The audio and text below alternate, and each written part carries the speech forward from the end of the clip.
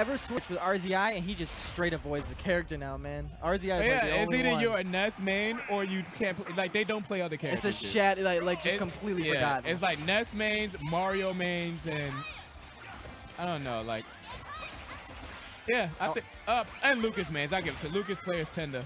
If they play another character, it's probably Ness, but man, like you know which one they main. Like Ness players, you don't got your money on Ness players winning Squash Strike.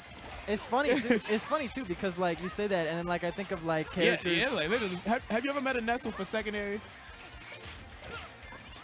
Shoot. Yeah. I'm trying to tell you about Ness play. I was trying to Ness really think really hard. Ness, oh my God, see. Bro, I legit thought this was a button check. Wait, is this a real match? Yeah, it's a real match. They just, okay, all right. I'm so confused because like Frosty just went on stage on a platform through Holy Water at the beginning of the match, and ATATA was just down tilting. Yeah, ATATA is basically exploiting the Belmont's weaknesses and literally right here. And you struggle with Belmont, just watch the set. And just like this character, they have a really solid neutral. They have really top tier moves, but their disadvantage state is just horrendous. Like he can't do anything there. Their disadvantage state is horrendous, which is why I think Ness wins this matchup. I don't think Ness wins neutral, but I think Ness' advantage state is so strong it kind of like just negates how he can struggle in neutral. Like, I feel like this can be an annoying match for Ness, but if you're someone for Ty's punish game, you hit the Belmonts and it's just like they don't get to play the game. Frosty hit the reset button real quick. But Frosty is very solid with multiple characters in the game, so I hopefully he has like a, I don't know, like a Crom or something. But then again, I don't know their set counts, but I can't imagine it being. I mean, who doesn't play Wolf? Am I right?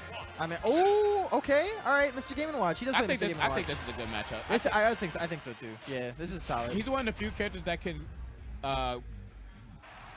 consistently punish Ness aerials, and he also like he can't really peek at the edge guarder because of bucket. So that's you know I feel like Game & Watch could juggle Ness very well too because he lands an up B out of shield, you get up aired, you juggled forever. Nair also juggled you for a while. And then Game & Watch could also challenge Ness on stage. He could bucket his peek at Thunder. Yep. He could dash tag 2 frames. But at the same time, Game & Watch does die early. And Ness, there's a character that kill you early. And Ness is definitely on the top of the list. That's true. So you got to be careful about that. But ATATA's Ness is also very aggressive. And one of Game & Watch's main problems is sometimes finding a way to get in on your opponent. He doesn't have to really worry about that going against ATATA. Yeah, but luckily for Game & Watch, sometimes he doesn't have to get in on people. People hate trying to get in on him. Yep, exactly. And you can abuse that. See right here. But he is at kill percent now. Like he can't take too many of these hits from ATATA. Oh, just barely. That okay. was close. I like that because he knew he wasn't going to be able to grab ledge with that yo-yo being there, and just really quickly after getting hit by it, decided to go straight above him, just down there. And yeah, that was good timing right there. Down there. Oh, nice air dodge. I forgot his air dodge is. He can air dodge higher than I could jump, and I could jump pretty high if you ain't seen me jump. So, that's pretty ridiculous for Ness to go that high. But look at this, he's taking advantage. He's taking advantage of Ness on stage. Nice. Ness is a character on stage. Like once they use that resource, he didn't have a double jump right there. He basically becomes a CPU. Like he has to do this option. Yeah, exactly. And you can position yourself very well to cover it. Like ATATA's skill, very good, gets neglected by that. So good job of Frosty taking advantage of that. Right, 100%. That's matchup knowledge right there, knowing the character's option, knowing what they're likely to do. Now, I'm curious, though, with ATATA knowing that Frosty is going to be aggressive off stage with those downers, if that's going to change his approach when he's close to ledge in any way. Well, I guess we'll have to wait and see. All right. But this is already going much better than the Richter. Oh, yeah, absolutely. Game Watch disadvantage state is much better than the Belmonts. I'm telling you, man, sometimes just the matchup makes all the difference. I like how everyone's been having like a pocket Game Watch now, dude. It's so good. Meister, I'm telling you, man, Meister came, just screwed up Chicago a little bit, messed with everyone's head. Now everybody has a pocket Game Watch. Yeah, I played Meister when he was here in the Little Friendly, and I hope he never comes back. You're a cool dude, Meister, but you can stay anywhere. If he comes, I ain't going to the tournament. I ain't gonna lie to you, Meister. You a cool dude. We can hang out outside the tournament. And he certainly makes Game & Watch aggravating to play against. Yeah. But Game & Watch could just be aggravating in general. Yeah, though. very, very. I'm definitely not a fan of Game & Watch. But okay, Frosty, let's see. Oh, he's got Ness on stage. Oh, wow. Yeah, sharked him a little. It didn't shark him. It just sort of poked him off of that the up air off stage. That air dodge is like you would think Ness recovery would be worse in this game because he can't like mass air dodge to your hitboxes and all that. But that air dodge just gives him like another mix-up that can be really hard to deal with. Like if he's close to the ledge, sometimes you just can't really like. It's really hard to like punish it. Yeah, you can't really bet on anything. He's always got sort of like a safe escape, just a safe option to get back on stage if you try to be too aggressive. Oh, got him with that PK fire. Dude, that is one of the best projectiles in the game. I don't care Oh what nobody yeah, says. I think almost definitely. Like it's up there with like Young Link arrows and like, and that wow he survived. I would have died. I mean, if he gets a 9 or something, or he's not gonna get the shot. Can you imagine this man just whips out a 9? He knows the back air's coming, just whips out a 9. Oh my god. I would have laughed. I would have laughed. Not even gonna lie. I would have laughed. All right, I wonder if so Gaming. Okay, so we got like a Frosty tier list versus ATATA right now. So like Belmont's F tier. Yeah, that didn't go too well at all. Game & Watch was like C+ tier. Yeah, he did well. I think he could do it the Game & Watch. It's just I don't think he's gonna go Game & Watch again. He went Pac-Man. Yes, dude, that's what I wanted. All right, so Frosty does play Pac-Man a little bit. I love this character. This character's so stupid. You love this character. I love this character, man. I love Pac-Man. I like Pac-Man when I'm at like Dave and Buster's and I play Pac-Man. I don't like Pac-Man when I'm playing a game of Super Smash Brothers online or locally, and I fight it, especially online. I personally can't stand facing Pac-Man. It's just that, okay, so this character, like in Smash 4, in my opinion, was just almost completely unviable because of his grab. It was so bad, he just didn't have enough options close up. But now in this game, with a brand new grab, just makes it a lot faster. He's got a pretty decent recovery.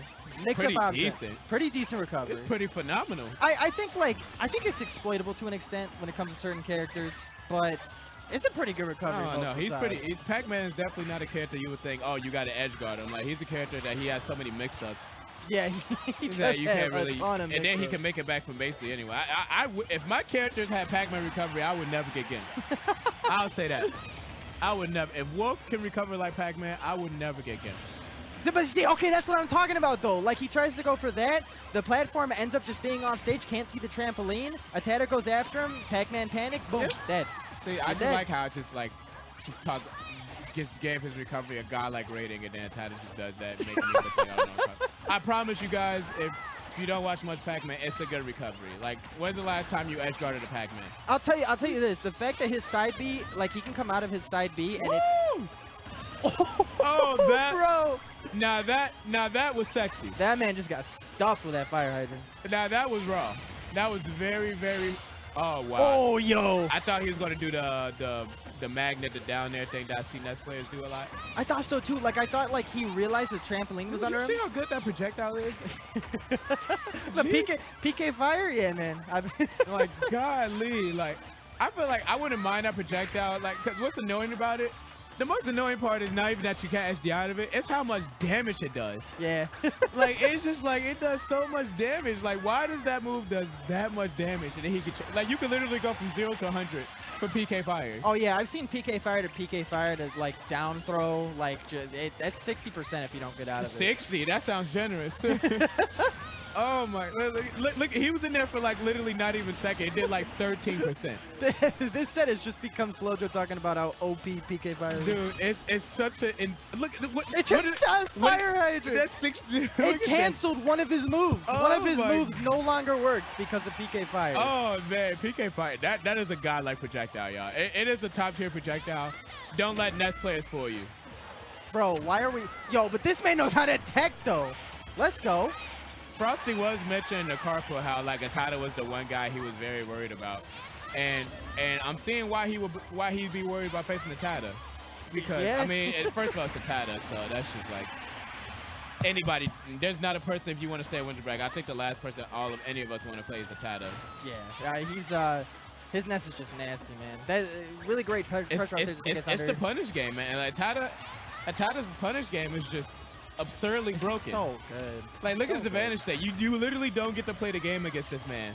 For like let's say the three what's this match gonna probably be like maybe roughly, was it 3 stock 8 minutes? Yeah, yeah. It's against a Pac-Man, so like this has been like what, like 4 minutes now, something like that. I think it's 3. Is it 3? It's 3 stock 7 minutes. So So 7 minutes, right? yeah. We're almost at 3 minutes.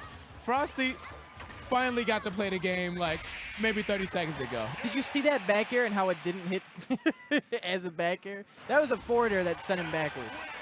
That's what just happened. This man hit back air